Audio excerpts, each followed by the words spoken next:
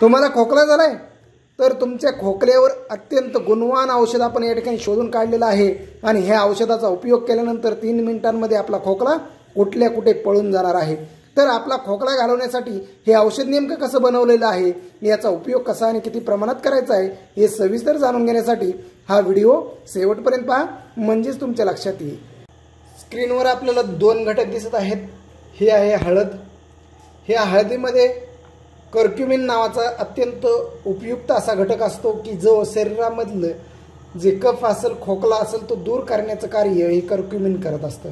तसंच या हळदीमध्ये अँटीबॅक्टेरियल, अँटी इन्फ्लेमेटरी प्रॉपर्टीज मोठ्या प्रमाणात असतात आणि त्यामुळेच आपला खोकला जो असेल तो खोकला दूर करण्याचं कार्य, थ्रोटमध्ये कोणत्याही प्रकारचं इन्फेक्शन असेल ते दूर करण्याचं कार्य ही हळद आपल्याला आज या ठिकाणी करून दाखवणार आहे। तर दुसरा जो घटक आहे ते मीठ आहे, साधं खारट मीठ आहे। याच्यामुळे आपल्या थ्रोटमध्ये जे इन्फेक्शन झालेलं असेल ते थ्रोटमधलं इन्फेक्शन दूर करण्याचं कार्य हे मीठ करणार आहे। तसेच आपला जो कफ असेल, बलगम जो असेल तो बलगम पातळ करण्याचं कार्य सुद्धा हे मीठ करणार आहे। हळदीमधला जो कर्क्युमिन घटक आहे तो कर्क्युमिन घटक आपल्या थ्रोटचं जे आरोग्य असेल ते आरोग्य व्यवस्थित करण्यासाठी आवश्यक कार्य हे कर्क्युमिन करणार आहे। Anti inflammatory, anti bacterial properties मोठ्या प्रमाणात असल्यामुळे आपल्या थ्रोटचं इन्फेक्शन दूर होणार आहे। तर या दोन्हींचं आपण मिश्रण जे आहे ते मिश्रण करून आपण एक काढा तयार करणार आहोत की ज्याच्या सहाय्याने आपण गार्गल करणार आहोत, आपण गुळण्या करणार आहोत। चला तर आता आपण याला पाण्यामध्ये उकळवून घेऊया। आपण याच्यामध्ये 1 ते 1.5 ग्लास पाणी घेणार आहोत। या ठिकाणी आपण 1.5 ग्लास पाणी घेऊया आणि त्याचा पाऊण ग्लास होईपर्यंत आपण याला उकळवून घेणार आहोत, म्हणजे जे हळदीचे गुणधर्म जे आहेत ते हळदीचे गुणधर्म आपल्या काढ्यामध्ये उतरणार आहेत। तर या ठिकाणी आपण हळद आणि हे जे मीठ आहे ते मीठ आपण याच्यामध्ये टाकलेलं आहे आणि ते आता आपण उकळवून घेणार आहोत। चला आता आपण थोडीशी वाट पाहूया। या ठिकाणी आपलं जे मिश्रण आहे ते उकळत आहे, आणखीन आपण थोडीशी वाट पाहणार आहोत।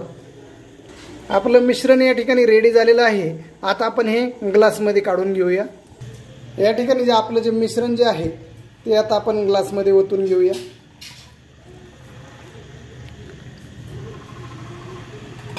आपण पाऊण ग्लास होईपर्यंत आपण ते उकळवून घेतलेलं आहे।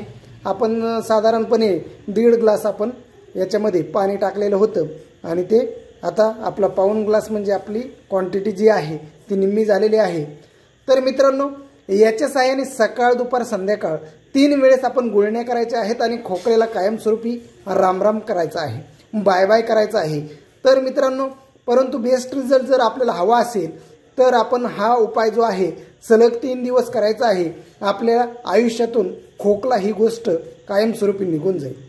तर मित्रांनो, याच्या अगोदर आणि नंतर अर्धा तास आपण काही एक खायचं नाही, काही एक प्यायचं नाही। त्यामुळे आपल्याला याचा जो रिझल्ट असेल तो 2 ते 3 मिनिटांमध्ये आपला खोकला बंद झालेला आपल्याला जाणवेल। मित्रांनो, तुम्हाला जर हा व्हिडिओ, हा विषय जर आवडला असेल तर लाईक करा, शेअर करा। तसेच आपला चॅनल जर सबस्क्राईब केला नसेल तर सबस्क्राईब करायला विसरू नका। नवीन विषयाचं भेटूच, तोपर्यंत टेक केअर, बाय बाय।